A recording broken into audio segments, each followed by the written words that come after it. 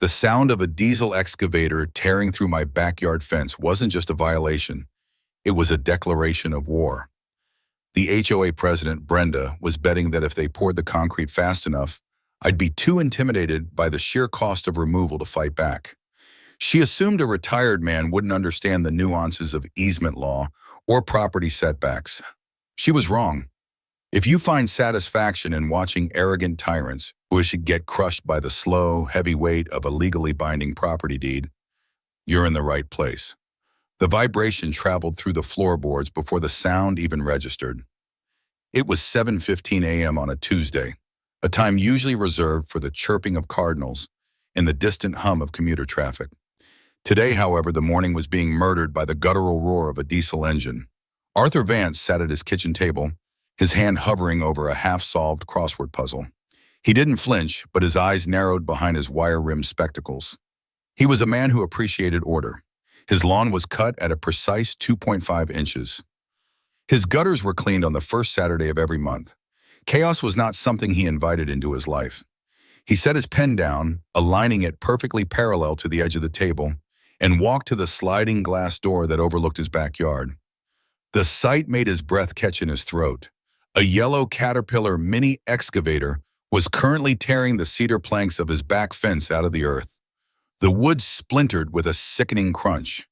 Standing 10 yards away, holding a rolled-up set of blueprints and pointing imperiously, was Brenda Miller. Brenda had been the HOA president for 3 months. In that time, she had issued 14 citations for improperly colored mulch. She was a woman who viewed the neighborhood not as a community, but as a kingdom she had finally inherited. Arthur slid the door open. He didn't run. He didn't shout. He walked across the dew-covered grass in his slippers, ignoring the dampness seeping into the wool. "Brenda," Arthur said. His voice wasn't loud, but it had the projection of a man who used to direct construction crews over the roar of pile drivers. Brenda turned, feigning surprise. She adjusted her pink hard hat, which looked pristine and entirely decorative. "Arthur, good morning. We didn't want to wake you. We're getting an early start on the Zen Garden." "You are destroying my fence," Arthur stated, looking at the pile of splintered cedar. The excavator operator paused, idling the engine, looking back and forth between the homeowner and the woman who signed his checks. "Oh, don't worry about that old thing," Brenda waved a hand dismissively. "We checked the bylaws. The fence was encroaching on the common area easement anyway. We're just reclaiming community land for the new pathway and gazebo. It's going to raise your property value, Arthur. You should be thanking us." Arthur looked at the tread marks dug deep into his fescue grass. "You have a survey?" "We have the subdivision map from the developer," Brenda said, tapping the rolled-up paper. "It clearly shows a 20-foot easement from the drainage ditch. You've been gardening on HOA land for decades, Arthur. We're just correcting a clerical error." "A developer's pamphlet is not a survey," Arthur said, his voice dropping an octave. "And that fence has stood for 25 years. If you proceed, you are trespassing." "Rick," Brenda shouted to the operator, ignoring Arthur completely. "Keep going. We have the concrete trucks coming at noon." Rick, the contractor, gave Arthur a sympathetic shrug, revved the engine, and dropped the bucket. Another section of the fence groaned and collapsed. Arthur stood there for a moment, watching the machine chew up the boundary of his sanctuary. He felt a spike of adrenaline, the urge to stand in front of the machine. But the engineer in him took over. Emotion was inefficient. Data was superior. He turned around and walked back toward the house. "That's right, Arthur. Go have some tea," Brenda called out after him, her voice dripping with triumphant condescension. Arthur entered his kitchen and locked the sliding door. He walked past the coffee maker and straight down the hall to his study. He unlocked a heavy, fireproof filing cabinet in the corner. His fingers walked across the hanging folders until they stopped at a yellowed tab labeled Deed and Survey, 1990, Lot 42. He pulled the file. Inside lay the weapon that Brenda Miller had just foolishly invited into her life. "Tea sounds lovely," Arthur whispered to the empty room. The study smelled of lemon oil and old dust. It was a stark contrast to the diesel fumes currently drifting through the ventilation vents from the backyard. Arthur sat at his drafting table, a heavy oak piece he had salvaged from the municipal engineering department when they switched to CAD systems in the late 90s. He spread the contents of the yellow folder across the surface. To an untrained eye, the papers were just a jumble of legal jargon and black lines. To Arthur, they were a narrative of the earth itself, defined by mathematics and law. He picked up the primary document, the warranty deed, recorded in the county clerk's office on May 14, 1990. He didn't just read it, he deciphered it. His eyes scanned the legal description paragraph, a block of text that held more power than any HOA bylaw. Commencing at the concrete monument found at the northeast corner of Lot 41, thence north 040 Garcon 20 15 pounds east a distance of 145.6 feet to an iron pin set. Arthur adjusted his desk lamp. He reached into a drawer and pulled out a triangular architect's scale ruler. He then retrieved the glossy flyer Brenda had taped to everyone's mailbox last week titled Project Zen, a New Era for Our Neighborhood. The flyer featured a crudely drawn map. It looked like something created in Microsoft Paint. It showed the property lines as perfect, straight boxes. It showed the proposed Zen Garden and gazebo nestled comfortably in what they labeled Community Easement Zone B. Amateurs, Arthur muttered.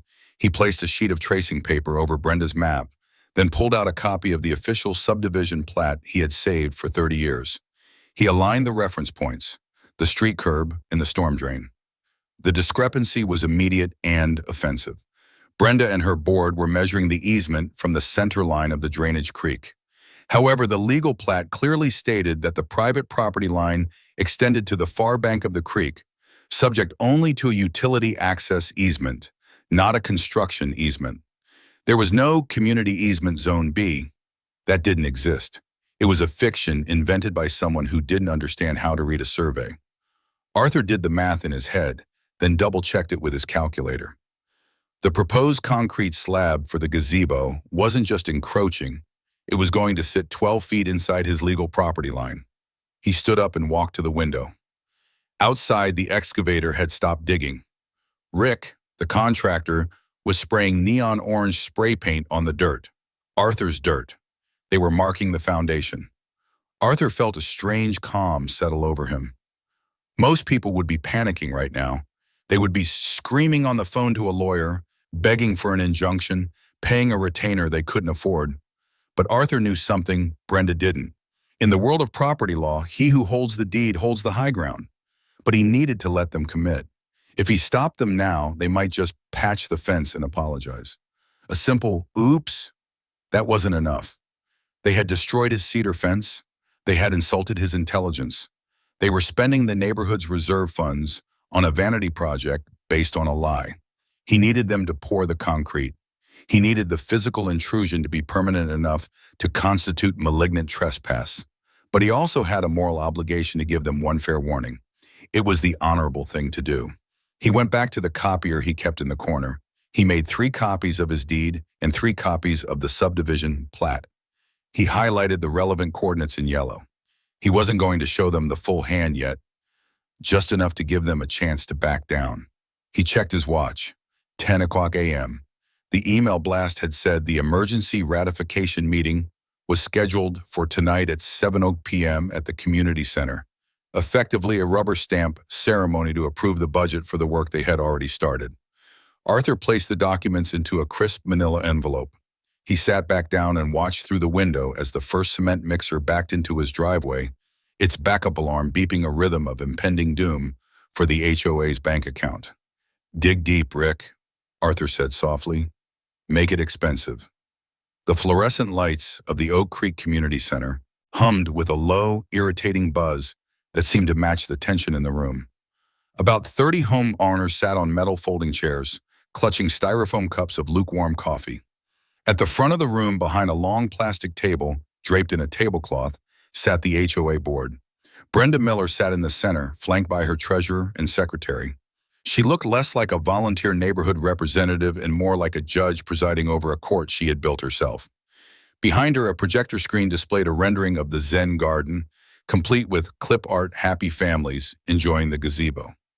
Arthur sat in the back row. He wore a pressed button-down shirt, and held his manila envelope. He wasn't there to socialize. He was there to establish a timeline. And so, Brenda announced, tapping her gavel, a new addition since her election. With the foundation poured today, we are on track for a ribbon-cutting ceremony next month. This project will increase our curb appeal and, frankly, get rid of some of the eyesores along the creek. She glanced pointedly toward the back of the room. Arthur stood up. He didn't wait to be called on. "Madam President," Arthur said. His voice was steady, cutting through the murmurs of the room. Brenda sighed, an exaggerated heave of her shoulders that caused her earrings to jingle. "Arthur, we are in the middle of the treasurer's report. Public comment is at the end. This pertains to the budget expenditure regarding the construction currently taking place," Arthur continued, ignoring her attempt to silence him. "I am placing a formal objection on the record." The secretary, a nervous woman named Linda, looked up from her laptop. Arthur made eye contact with her. "Linda, please ensure the minutes reflect that Arthur Vance objected to the construction on Lot 42 and the adjacent easement." Brenda grabbed the microphone. "Arthur, you are out of order. We have already discussed the easement. The board has the authority to improve common areas. Did the board hire a licensed surveyor to stake the property lines before breaking ground?" Arthur asked. It was a simple question. The trap was open. Brenda scoffed, leaning into the mic. "We didn't need to waste $3,000 on a survey, Arthur. We used the county GIS maps and the developer's original plot. We are being fiscally responsible. Unlike some people, we care about the budget." A few neighbors nodded. Saving money sounded good. "County GIS maps are for tax assessment purposes only," Arthur stated, reciting the disclaimer found on every municipal website. "They have a margin of error of up to 10 feet. If you build based on those maps, you are acting with gross negligence." "Is that a threat?" Brenda snapped. "It is a fact," Arthur replied. He held up the envelope. "I have documents here that suggest your common area does not exist. I am asking you to halt construction immediately until an independent survey is conducted. If you continue, you are willfully trespassing." The room went silent. For a second, the treasurer looked worried. He leaned over to whisper to Brenda. Brenda shook her head violently. "I am not going to let one grumpy resident derail a project that benefits everyone," Brenda declared, her face flushing pink. "Your fence was ugly, Arthur. We did you a favor tearing it down. Sit down, or I will have you removed from the meeting." Arthur looked at the board members one by one. "So, to be clear, the board is refusing to verify the property lines before pouring the structural concrete." "We are proceeding," Brenda said, smiling icily. "Motion to close discussion?" "Second," the treasurer mumbled, looking down at his shoes. "Motion carries." Brenda slammed the gavel. Arthur didn't argue. He didn't yell. He simply nodded at Linda, the secretary. "Make sure you type that up verbatim, Linda." He turned and walked out of the community center. The cool evening air felt good against his skin. He had done his duty.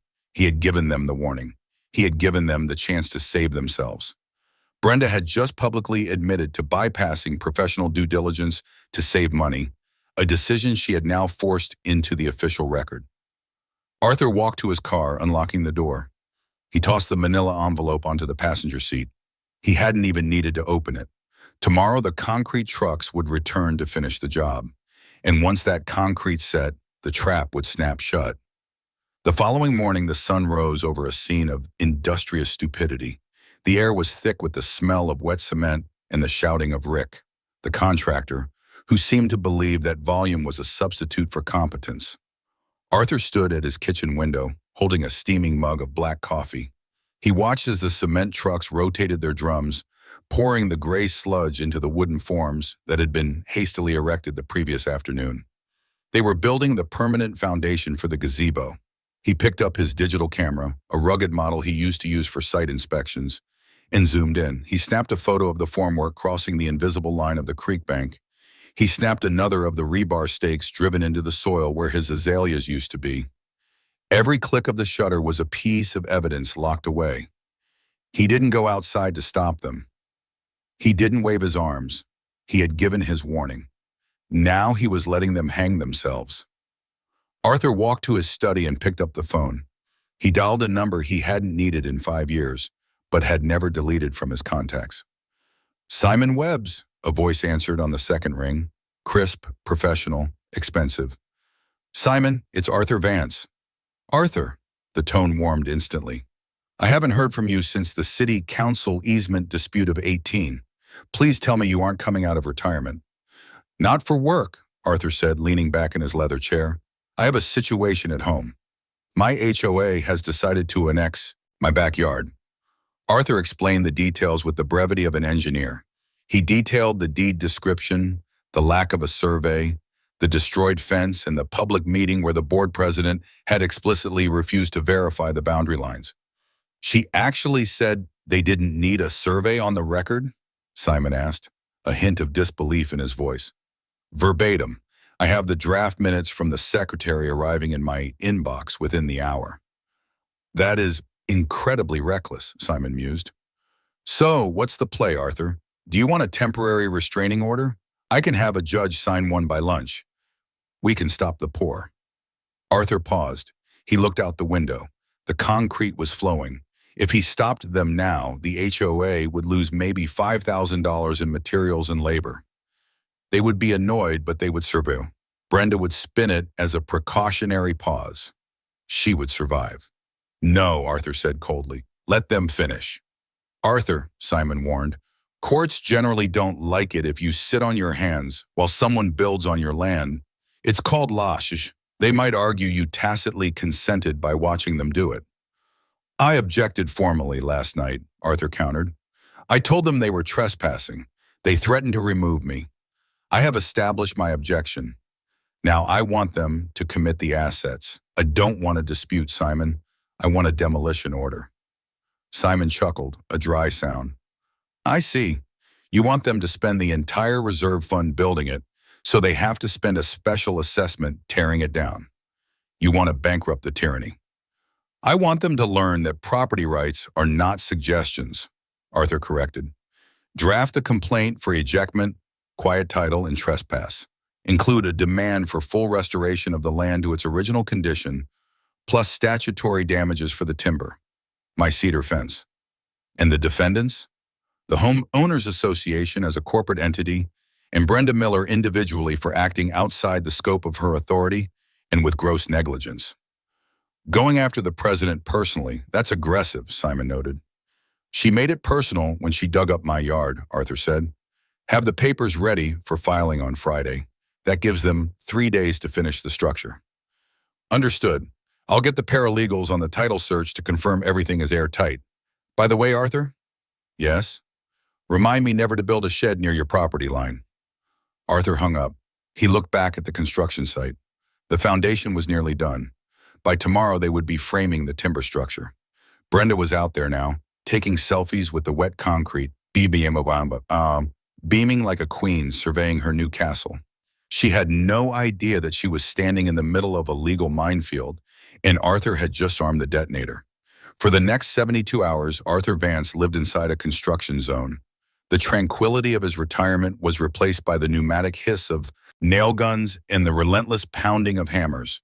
The Zen Garden rose rapidly from the scarred earth. Rick and his crew worked with a speed that prioritized visual progress over structural integrity. But to the untrained eye, it looked impressive. The gazebo was a large, hexagonal structure made of pressure-treated pine, complete with built-in benches and a shingled roof that blocked Arthur's view of the creek entirely. Arthur watched it all. He didn't close his blinds. He stood at the window, impassive like a sentinel. Every time a delivery truck dropped off another pallet of lumber, Arthur mentally added the invoice amount to the tally in his head. Foundation, $6,000. Framing and lumber, $8,500. Roofing and labor, $12,000. Landscaping, $4,000. The HOA was burning through nearly $30,000 of the community's reserve fund in less than a week. It was a financial suicide mission piloted by an ego. On Thursday afternoon, the noise finally stopped. The crew was sweeping up sawdust. The landscaping team was laying fresh sod around the base of the gazebo, sod that was placed directly over where Arthur's property pins should have been. Arthur stepped out onto his back porch. The air smelled of fresh mulch and arrogance. Brenda was already there conducting a final walkthrough with Rick. She spotted Arthur and walked over to the edge of the new grass, stopping just short of his patio. She wore a triumphant smile, the kind that didn't reach her eyes. "Well, Arthur?" She gestured broadly to the wooden monstrosity. "Admit it, it's much nicer than that rotting fence of yours. The view is spectacular." "It's a substantial structure," Arthur said neutrally. "It is," Brenda agreed, mistaking his observation for a compliment. "And look, the world didn't end. We stayed within the easement, we improved the neighborhood, and we're having the ribbon-cutting ceremony on Sunday. I hope you'll come.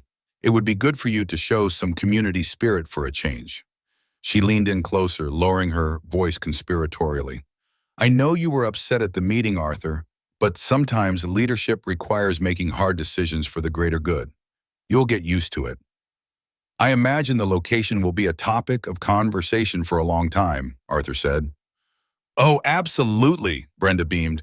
"It's going to be the jewel of the subdivision. Rick did a fantastic job." Rick wiped sweat from his forehead and gave a thumbs up. "Solid as a rock, Mr. Vance. That concrete is rated for 4,000 psi. It ain't going nowhere." "That is a very specific shade of concrete," Arthur noted. "Fast-curing mix?" "You know it," Rick nodded. "Expensive, but Brenda wanted it done by the weekend." "Expensive," Arthur repeated. "Good to know." He turned back to his house. "Enjoy your ceremony, Brenda." "We will," she called out. As Arthur slid the glass door shut, he saw her pull out her phone to take a panoramic photo, likely for the neighborhood Facebook group. Inside the cool silence of his kitchen, Arthur walked to the calendar on the wall. He picked up a red marker and circled Saturday morning, the day before the ceremony. He had let them build it. He had let the concrete cure. He had let them spend every dime they had allocated. The trap was no longer just set. It had been sprung. Now it was time to close the jaws. He picked up his phone and dialed the number for Precision Geomatics, the firm run by his old protege, David. "David," Arthur said when the line connected, "the site is clear. Bring the total station and the iron pins. Saturday, 7 o'clock a.m. sharp. I want this survey to be bulletproof." Saturday morning arrived with the crisp clarity of a judgment day. At 6:55 a.m., a white van emblazoned with the logo Precision Geomatics pulled into Arthur's driveway. Unlike the beat-up trucks of Rick's construction crew, this vehicle was spotless. Two men stepped out, wearing high-visibility vests that looked official rather than industrial. David, the lead surveyor, shook Arthur's hand with the firm grip of a man who dealt in millimeters.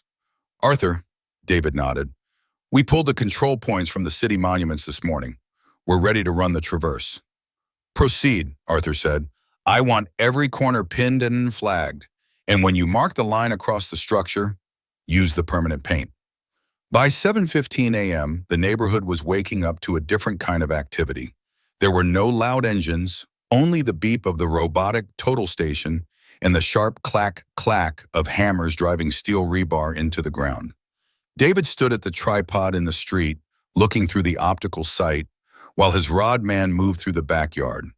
They worked with a synchronized efficiency that was almost beautiful to watch. They located the original iron pins from 1990, buried 6 inches deep under years of soil accumulation, and verified them against the GPS coordinates. The first sign of trouble for the HOA came when the rodman stopped walking near the creek. He held his prism pole upright, waiting for the laser to shoot the distance. He looked down at the ground, then looked at the new gazebo, then looked back at David with a confused expression. He moved the pole. He checked the data collector.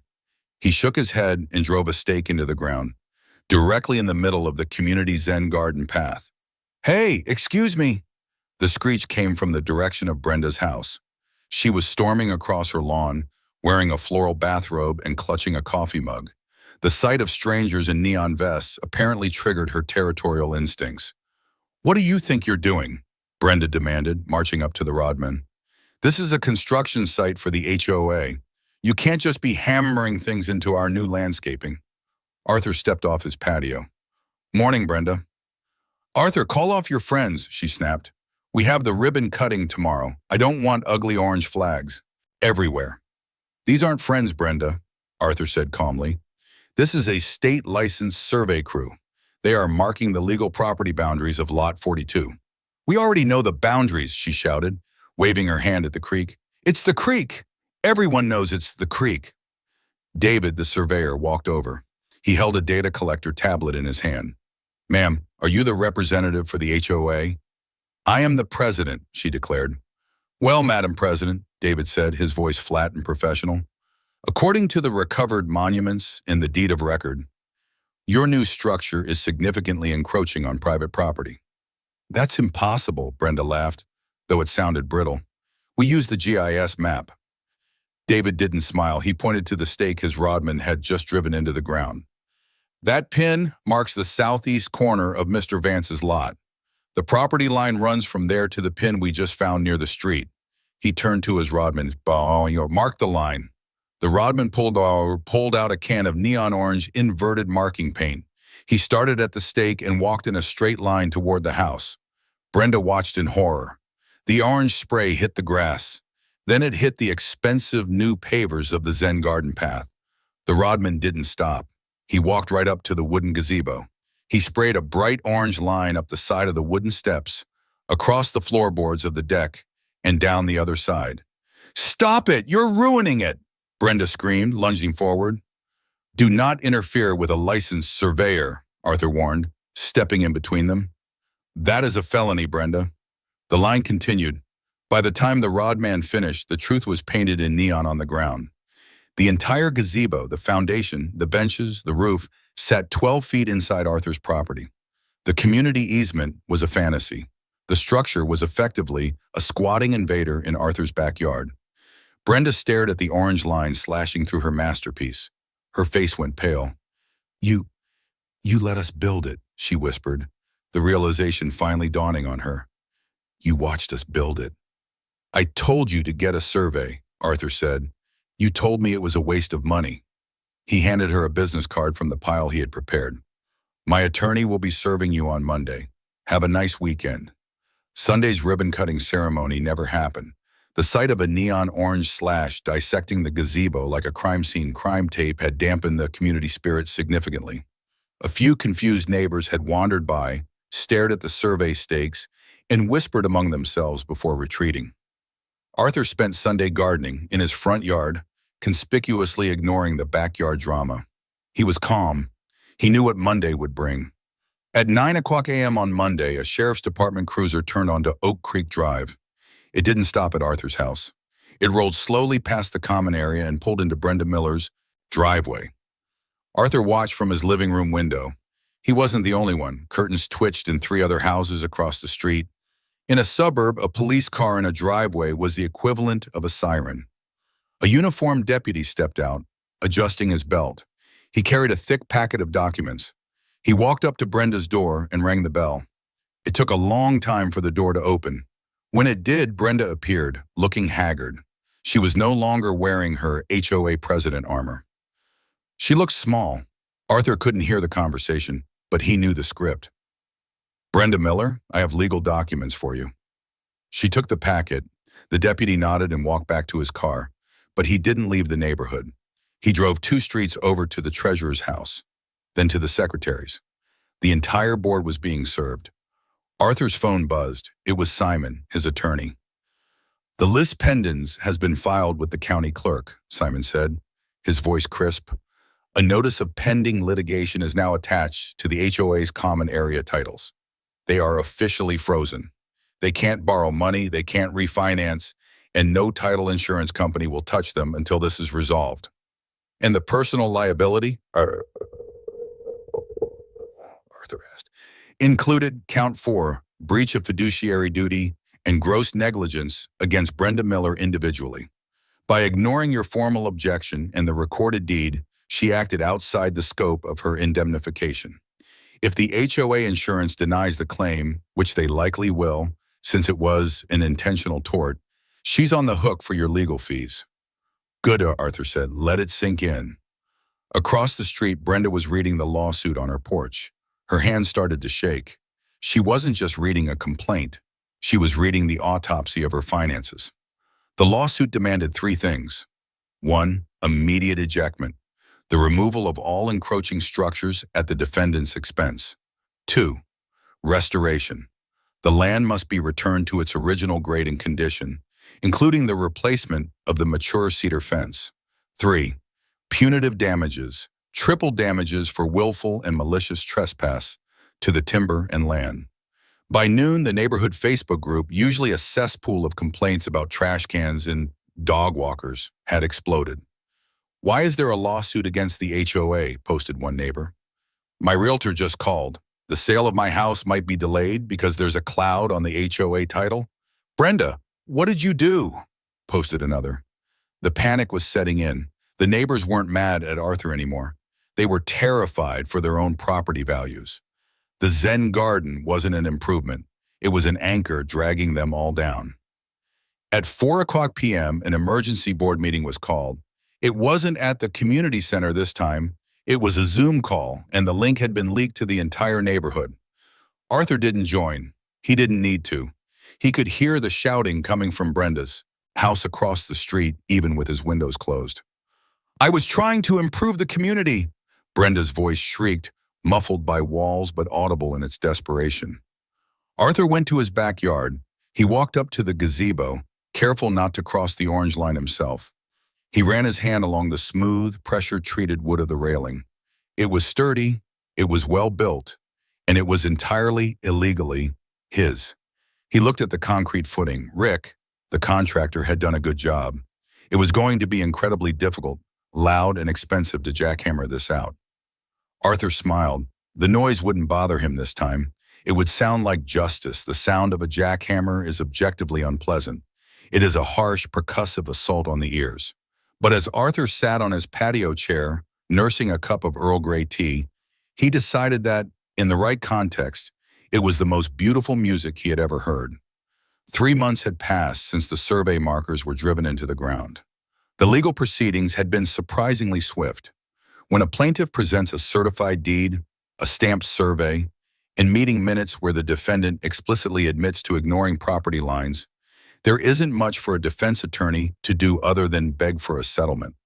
Judge Holloway had been particularly scathing in his summary judgment. He had looked over his glasses at the HOA's counsel and asked, "So your client was warned, in writing and in person, that they were trespassing, and their response was to pour faster?" The ruling was absolute, mandatory injunction for removal and restoration. The financial fallout was catastrophic for the board because Brenda had acted with willful negligence and malice. The HOA's liability insurance provider had invoked a clause to deny coverage for the claim. They weren't paying a dime. That meant the Kizimos, Arthur's legal fees, the demolition, the regrading of the land, and the installation of a new premium cedar fence had to come directly from the community. Last week, every homeowner in the subdivision had received a letter in the mail. It wasn't a newsletter about a Zen Garden, it was a bill. Special assessment, legal and remediation costs, £1,850 per household. The neighborhood had dubbed it the Brenda tax. Arthur watched as Rick, the contractor, struggled with the machine. The concrete he had bragged about being 4,000 psi was living up to its reputation. It was incredibly hard to break. Rick was covered in gray dust, sweating profusely, his face a mask of misery. He wasn't making a profit on this job. He was doing it at cost to avoid being sued by the HOA for his own negligence. Every time the jackhammer bit into the slab, a crack spider-webbed across the surface of the gazebo's floor. The Zen Garden was being dismantled piece by piece. The expensive lumber was being tossed into a dumpster that sat in the street, blocking Brenda's driveway. Brenda herself was nowhere to be seen, where she had resigned from the presidency 2 days after the court ruling, citing health reasons. The for sale sign that had appeared in her front yard yesterday suggested her departure would soon be physical as well. The neighbors, faced with the nearly $2,000 bill she had caused, were no longer smiling at her when she retrieved her mail. Arthur took a sip of tea. A piece of the concrete footing broke free with a heavy thud, exposing the dark earth beneath. It was the soil Arthur had cultivated for 20 years. It looked wounded, compressed and gray, but it was there. Next week, a landscaping crew, hired by Arthur, paid for by the HOA, would arrive to aerate the soil and replant the fescue. A fence contractor, also hired by Arthur, paid for by the HOA, would install a new perimeter fence. It would be 6 feet tall, double slatted for privacy, and capped with copper post tops. Rick turned off the jackhammer to wipe his eyes. The silence that rushed back into the backyard was profound. "Mr. Vance," Rick shouted over the ringing in his ears, "we should have the slab out by tomorrow, then we'll start on the dirt." Arthur nodded slowly. "Take your time, Rick. I want every pebble gone. I'll be checking the grade with my level." Rick sighed, defeated, and pulled the cord on the jackhammer. The noise roared to life again. Arthur turned back to his crossword puzzle. He filled in a 4-letter word for balance or equilibrium. JUST. He didn't need to finish it. He already had it.